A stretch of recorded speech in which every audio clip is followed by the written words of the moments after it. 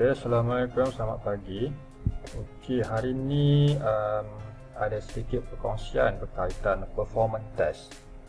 Okay, biasanya kita dengar untuk testing. Performance test ni ada dalam jenis load testing, stress test, concurrent user test. Ada macam-macam lagi jenis testing ya dalam performance. So hari ni saya nak share macam mana kita nak buat simple functional untuk apps ataupun web application yang memerlukan fungsi user tu. Dia guna apps tu, dia ada user journey kat situ kan. Contoh dia login, isi form dan lain-lain, dia submit, read write ke database. Kita nak tengok apa capability server kita ataupun aplikasi kita kan, boleh tampung berapa banyak users. Okey, kat sini saya share macam mana kita guna aplikasi Apache JMeter. So JMeter ni digunakan mostly untuk buat stress test lah untuk kita punya application, di mana kita test aplikasi tu boleh support berapa banyak concurrent user, sampai dia tak dapat beri respon ataupun dia punya respon time ataupun latency dia meningkat, menunjukkan dia punya performance dah degrade lah bila sampai ke satu tahap. Contoh lepas 500 concurrent user, connection banyak drop ke apa, so kita boleh tahu kat situ. Ok, untuk Apache JMeter ni anda boleh download lah di website jmeter.apache.org. Ianya open source, so anda boleh set up di Windows, Linux dan lain-lain OS. Ok, dia punya interface dia macam ni. Ok, ini interface dia. So untuk JMeter ni kita perlu create lah, kita perlu build dia punya test script ataupun dipanggil test plan kat sini. So kat bahagian ni ini adalah script dia.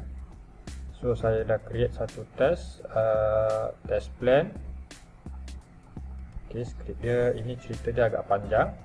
Okay, so untuk dipendekkan cerita, sekarang ni saya nak test satu aplikasi, online application, di mana dekat apps tu user kena login, registered user dia kena login, kemudian dia kena ada account lah, dia login, kemudian dia buat online examination.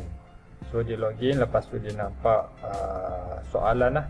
Soalan ada 60 soalan. So kat sini kita ada user journey untuk ke semua 60 soalan. Maksudnya setiap soalan tu dia select jawapan A, B, C, D. Lepas tu dia next ke soalan seterusnya sampailah habis. Kita habis dekat sini sampai dekat last kali dekat page finish lah, dia selesai menjawab soalan. Okay, ini adalah test scriptnya ataupun test plan. So saya akan terangkan in brief lah apa yang konfigurasi yang kita buat untuk testing hari ini. So ianya merupakan simple testing untuk kita validate kita punya test script ataupun test plan lah. Ok, dekat sini dia ada part a few item lah kat sini. Yang penting dekat thread group. Thread group ni yang paling yang utama, kita nak test kita punya main purpose sekarang. Sekarang ni saya set number of users dia 3 sebab kita test untuk 3 user sekarang. 3 user sahaja dulu sebab nak validate script ni ok ke tak ok kan, dia punya flow. So in case kita nak test up to 1000 ke 2000, 3000, so kita boleh tukar lah kat sini 1000 users, 2000 users. So sekarang kita test untuk 3 users. So ramp up ni dia period, dia mana duration tu daripada 1 sampai 3 second tu, dia akan load request ni sampai maksimum lah number user kita ada. Contoh kat sini saya buat ramp up period 3 second. Maksudnya setiap second dia akan load satu user, dia akan hantar satu user, and then run the journey setiap user tu akan login semua, jawab soalan 1, 2, 3 sampai habis. And then nanti kita tengok dia punya situasi di macam-macam ya, dia real time dia. And then second kedua dia akan load another user untuk start the journey, and then second ketiga dia akan load another user untuk start the same journey lah, same process. So dia macam kita hantar 3 orang untuk menjawab soalan, So setiap orang tu dia punya gap 1 second lah. So after 1 second orang kedua pula login dan jawab soalan. After 2 second orang ketiga pula login dan jawab soalan. So kita nak simulate macam mana situasi sebenar lah. Sebab kadang-kadang ada juga situasi di mana bila kita start exam on the spot 1000 orang terus login kan, boleh juga buat macam tu. So kalau nak buat semua exactly at the same second, kita boleh set kat sini ramp up dia 1 second. So kita set sini 1, maksudnya apa saja concurrent ataupun number of user yang kita set kat sini, contoh 30, so dia akan send at the same exact second 30 user tu terus masuk dalam sistem lah, maksudnya di login terus start the journey lah, start journey kat sini, jawab soalan apa semua. Okay, so untuk situasi ni, untuk basic task, saya loadkan, saya hantar setiap second tu gap dia seorang setiap second lah. Okay, so dia hantar first, kita hantar user pertama login, and then next second kedua kita hantar second user, and then third user. Okay, kita ada 3 account kat sini. Okay, untuk loop count ni dia macam habis setiap flow ni, perlukah dia repeat semula? Contohnya, tapi sebab situasi sekarang examination ni, dia boleh user tu dia boleh ambil exam sekali saja. So selepas dia habis exam ni sampai finish, dia tak boleh repeat dah exam tu. So kita buat loop count dia sebagai satu saja, maksudnya dia satu round sajalah. So in case kalau untuk free browsing, anda boleh buat dia loop lah, infinite ataupun berapa banyak loop yang anda mahukan. Okay, so yang kat sini saya tick same user on each iteration, maksudnya setiap journey ni adalah user yang sama. Maksudnya user pertama tadi masuk, so dia akan continue lah daripada awal visit ni, login sampai habis ni user yang sama lah. Dia akan carry forward the same cookies apa semualah, dia punya session apa semua sama. So sama juga kepada user yang kedua, dia akan follow daripada 1 sampai habis. So kalau kita uncheck ni, maksudnya dia akan each ni dia akan create macam new session lah, new cookies semua. Okey, ini yang item yang utama lah, ada antaranya untuk kita setup kita punya thread group. So ada few lagi kat atas ni, ini adalah untuk kita set header manager, apa kita nak send request tu, nak send dia punya kita nak hantar headers kepada sistem lah. Kita boleh set user agent dan lain-lain. So kat sini kita ada user define variables ni, variable yang kita boleh set juga. Ini biasanya kita set alamat aplikasi ataupun mana-mana variable yang kita boleh gunalah dalam skrip. So yang atas ni, cache ni kita boleh exclude cache apa semua, cookie apa semua ni boleh set jugalah.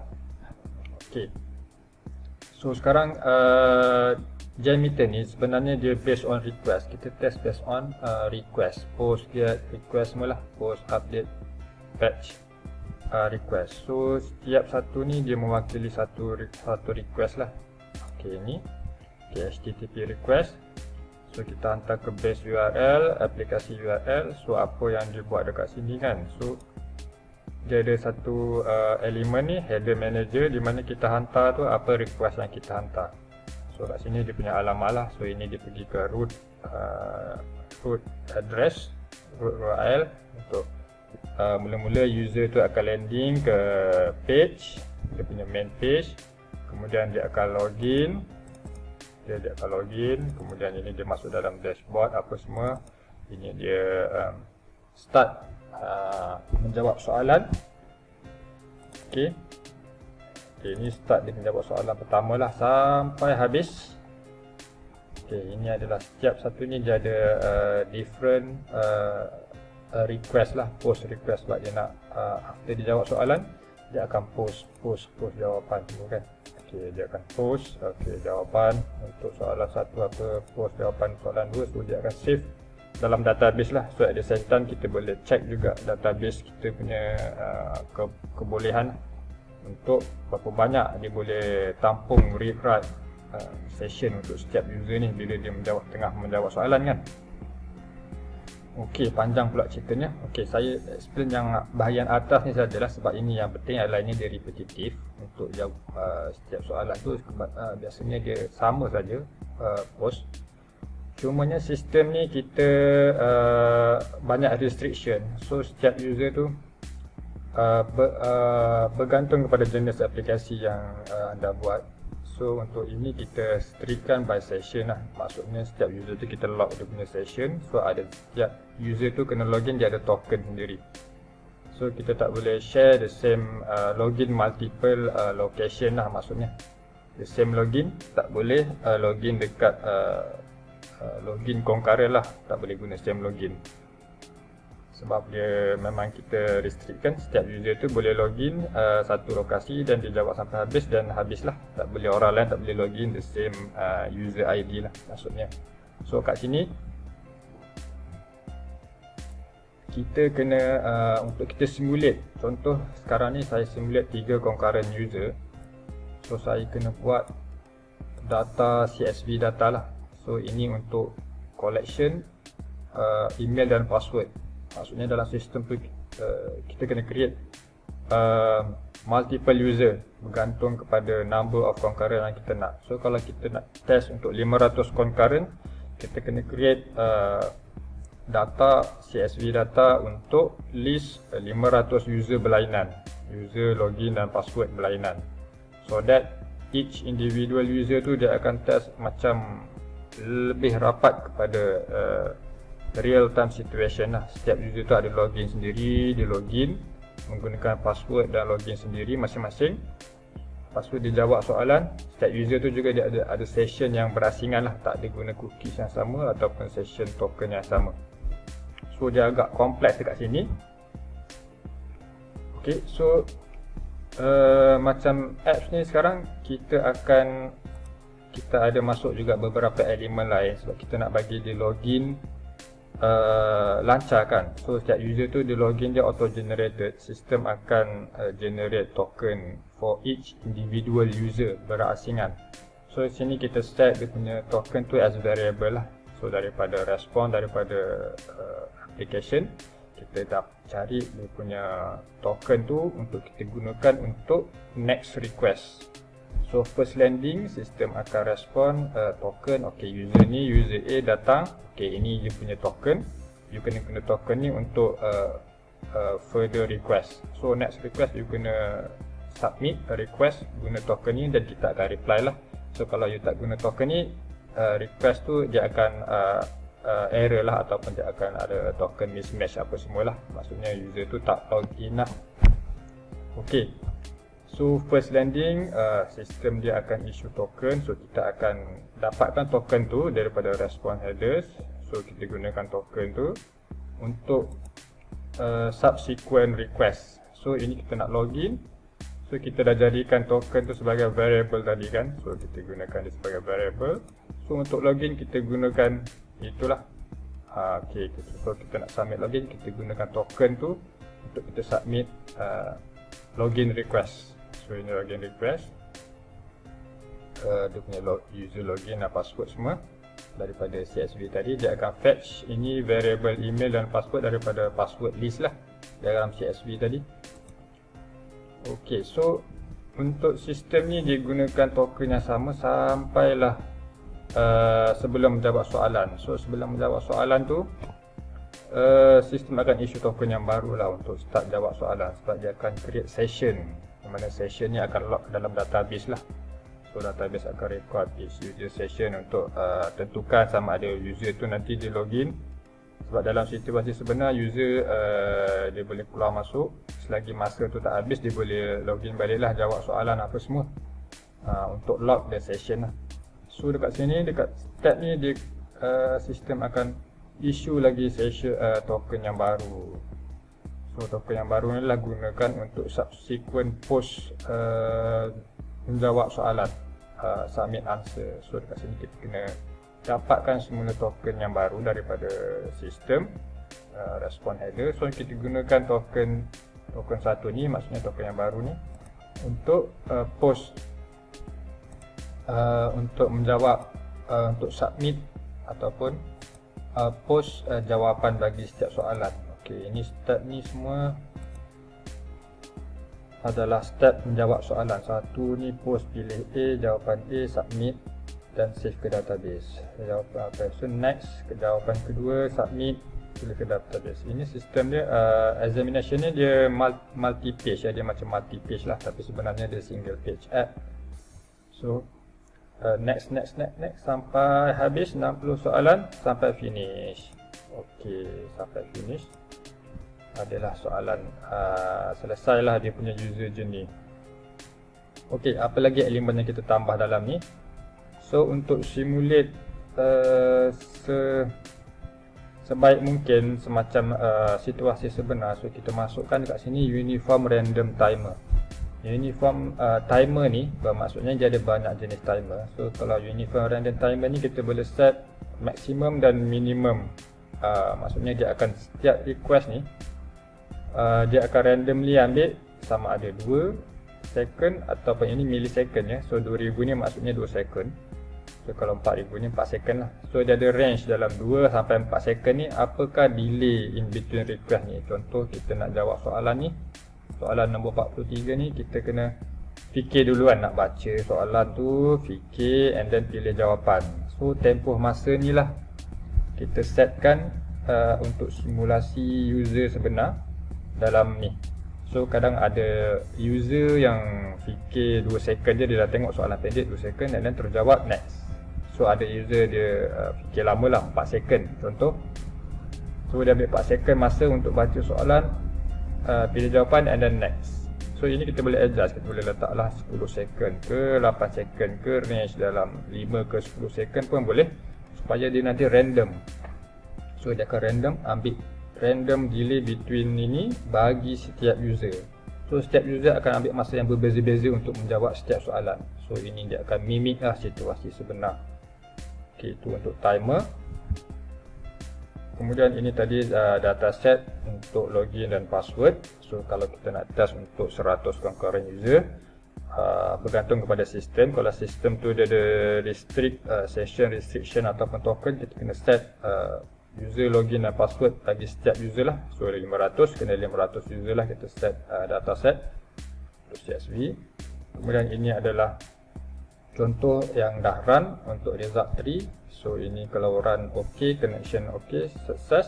So dia akan hijau kat sini lah, maksudnya sampai habis. Dia habis. So kalau ada error dia akan merah macam ni lah. Ok, so cat close ke apa masalah dia. Ok, okey, lagi kita ada tambah sini adalah dia punya matrix semualah, dia punya latency, throughput, error apa, average. Okey, descent semua data dia kat sini. Kemudian untuk buat generate HTML report, kita kena tambah satu lagi elemen dekat sini, simple data writer. So simple data writer ni lah dia akan log segala jenis data ke dalam satu file, JTL file. Dan kita akan gunakan file tu nanti untuk generate HTML report lah, interactive report yang kita boleh view kat browser. Ok, so sekarang saya nak run the test untuk 3 user ni, kita tengok. Ok, kita dah set number of thread 3 concurrent user. So ramp up 3 second, maksudnya satu user masuk jawab exam bagi setiap second lah. Ok, nanti kita tengok apa dia punya flow lah, overview of the flow dekat tree ni nanti, dekat result tree ni nanti macam mana. Ok, so kita akan start sekarang. Tengok, kita clear balik data ni dan kita start. So saya override the same data punya file lah untuk log. So macam tadi setiap second tu dia random kan time dia kan, daripada 2 ke 4 second. So ini untuk user pertama dah landing, dan user pertama dah login, dah masuk ke dashboard. So ada yang dah start ambil exam, ada yang still baru nak start. Ok, daripada 3 user tadi, ok, ada user pertama dah jawab, user kedua dah jawab. Kita tengok dia punya journey lah. Dia macam kita boleh tengok 3 orang tu di login and then user tu dah sampai soalan keberapa kan dah jawab. So ada user dah sampai soalan 5, soalan 4 berdasarkan delay yang kita set tadi dekat random timer ni. So ini saya buat set timer dia cepat lah, supaya kita nak tengok dia bagi cepat habis kan. So basically kalau untuk real situation kita boleh adjust timer dia. Maybe kita boleh agak-agak lah. So ada user maybe ambil masa 5 second untuk fikir dan pilih soalan dan jawab soalan. Ada user ambil masa 15 saat ke apa kan. So kita boleh setkan minimum dan maximum range lah untuk delay second tadi. Okay, so sekarang kita tengok okay, ada user baru soalan 14, ada user dah yang 13, ada user dah soalan 18 dah. So itu yang, so setiap interaction user tu dia akan log lah kat sini. So ini untuk 3 user saja, sebab kita guna interface ni, guna UI ni untuk small amount of testing lah, concurrent user. So kita boleh nampak dia punya flow tu, step tu, user tu tengah kat mana, jawab soalan berapa kan. Tapi kalau untuk high volume, contoh 100 ke 500, tak disarankan lah guna GUI ni. So untuk validate, proses ataupun test run kita boleh guna GUI ni lah, nak tengok semua ok. Tapi kalau untuk high volume, kita better guna command line lah. Kita buat through cmd ataupun command line untuk start the test, so that dia tak ada berat lah, tak ada memberatkan sistem. Sebab dia akan display macam ni lah. Kalau guna interface kita boleh nampak satu-satu kan. Tapi kalau ramai nanti nak tunggu sampai 1000 orang punya flow ni, lama. Dan kadang-kadang kita punya test server boleh hang lah kalau guna GUI.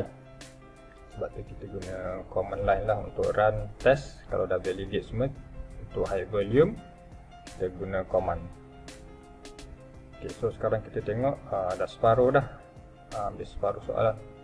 Okay, ada yang baru sampai soalan 32, ada user dah sampai soalan 39, 38. Sebab tadi itulah delay ni kan, kita buat bagi menampakkan dia random ataupun rawak dan situasi sebenar lah. Ada user ni dia fikir lama nak jawab soalan ni kan, ada user lambat sikit, ada user ambil masa. Okay. So dia mimic almost the real situation lah. Okay, kita hampir sampai ke, ada user yang dah habis jawab soalan dah, soalan ke-46. Okay, lepas ni kita akan generate report daripada ni, dan apa kita boleh dapat, data yang kita boleh dapat daripada report ni lah. So report ni di dalam bentuk HTML, so mudah untuk kita present ataupun bentangkan. So tak perlu lagi nak kita plot carta ataupun graf gunakan Excel atau CSV dan lain-lain. So sementara menunggu ni dia ada beberapa fungsi lah kat atas ni. So untuk tools kita ada macam-macam ini. Untuk generate report, tadi generate HTML report. So untuk option look and feel ni dia punya theme lah, theme warna. Dan kita boleh set log, zoom in, zoom out semua ni. Okay, untuk load test kita ada load daripada file, save dan lain-lain lah. Tengok progress. Okay, ada user dah habis menjawab soalan dan sampai ke finish page. Okay, ada user baru masuk soalan 56, 57. Okay, dah nak habis. Okay, kebanyakannya dah nak sampai finish line. So dia akan stop nanti lah bila semua dah habis.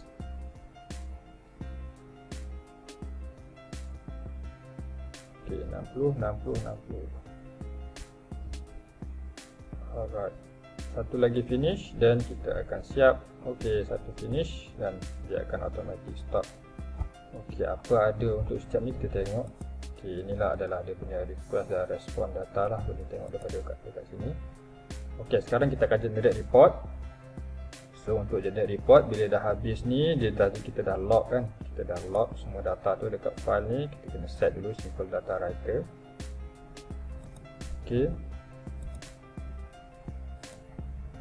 so untuk generate report, kita pergi ke tools, generate HTML report.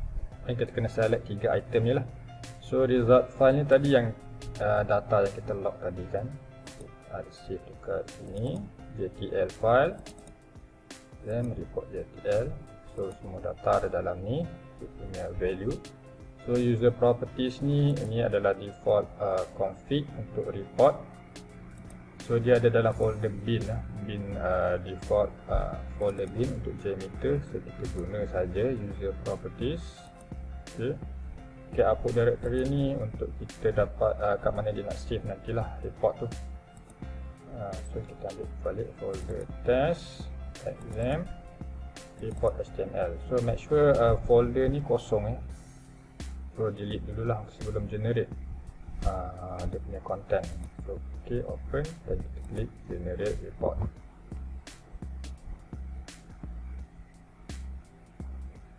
Bergantung kepada berapa banyak data, so ini mungkin ambil masa lah untuk dia generate. Okay, report dah siap. So kita buka folder report dan kita view dia punya report. Okay, ini adalah dia punya report. Okay, kita tengok kat sini. Ok, kat report ni dia dah siap plot carta apa semua. So dekat main dashboard ni, dia punya title dia ada updates. Updates ni application performance index. So nak diringkaskan, updates ni dia punya apa, orang kata grading dia 1 sampai 0 lah, 0 sampai 1 lah. So 1 tu terbaik dan 0 tu yang paling rendah lah, maksudnya yang worst lah. So kalau 1 ni dah kira paling bagus lah maksudnya. Okay, kita tengok. So ini adalah threshold ni, maksudnya dia punya tahap-tahap kepuasan lah, kepuasan user lah. Contoh ini still boleh tolerate, dan ini memang kalau dia punya latency atau respon tu lebih daripada 1 second tu, orang akan macam apa, tak suka lah. Okay, so dia boleh tengok untuk setiap request tu apa dia punya updates dia. So far kita punya untuk 3 orang ni so far semua maintain terbaik lah.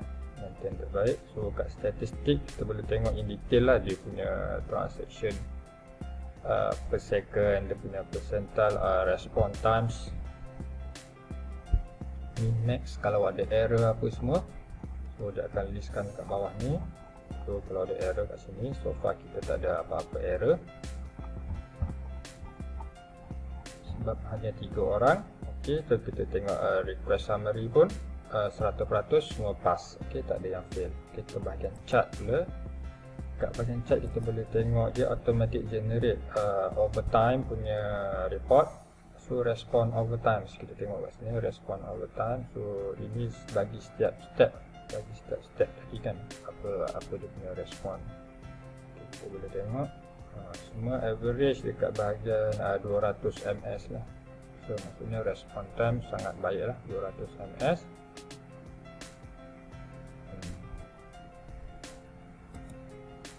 Okay, ini dia punya percentile successful response. Okay, ada banyak graf sebenarnya, kita boleh tengok sini, kita boleh zoom out, zoom in semua lah. Okay, kita boleh tengok, dan kat sini kita boleh download gambar graf ni. Kalau in case kita nak generate buat report sendiri, kita boleh terus download lah, save as gambar. Dan ada banyak lagi graf. Okay, ini active trades, maksudnya active user lah overtime. Kita start 3 user. So sampai hujung-hujung ni ada user yang dah tamat. So tinggal 2 user sajalah. Untuk last second terakhir tu ada user dia berkurang lah kan. Okay, latency, tengok latency pula. Okay, ini latency lebih kurang sama macam respon. So tengok connect time. Okay, ini adalah connect time. Ini masa ambil untuk apa? Post tu lah, post jawapan. Okay. Ini untuk 3 user je. So kalau ada 500 user, dia akan lagi, dia punya chart tu lagi rapat lah, lagi cantik lah, dia punya point. Okay, dia untuk overtime punya chart. So kita ada throughput punya chart, peak per second. Okay, ini ada peak per second, naik, kemudian menurun lah. Transaction, total transaction. Okay,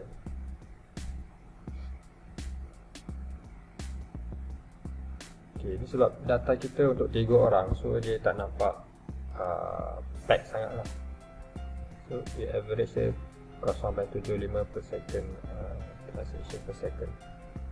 So kita tengok lagi chart apa yang ada. Chart dia memang banyak, so tak perlu kita susah-susah nak buat graf sendiri ataupun plot data. So kita boleh just dapatkan graf daripada sini. Okay, response time percentile dekat sini boleh dapatkan dia punya response time.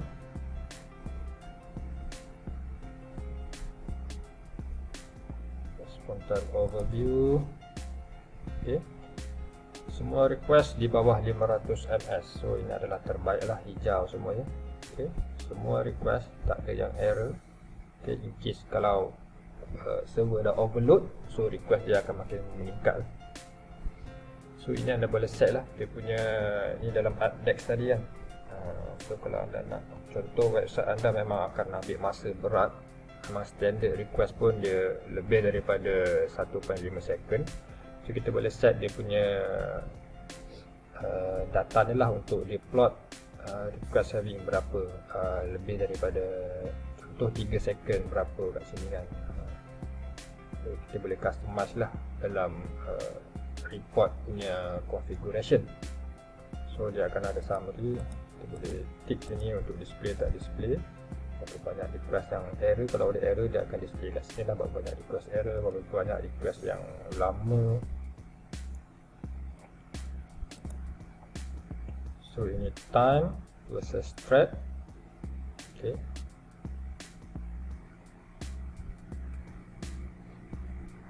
so ini ada response time versus active thread kat sini. Okay, ini response times distribution. So, tengok 5 respon between 100 ke 200 millisecond. So kalau sini kita boleh tengok the response for login, start, init.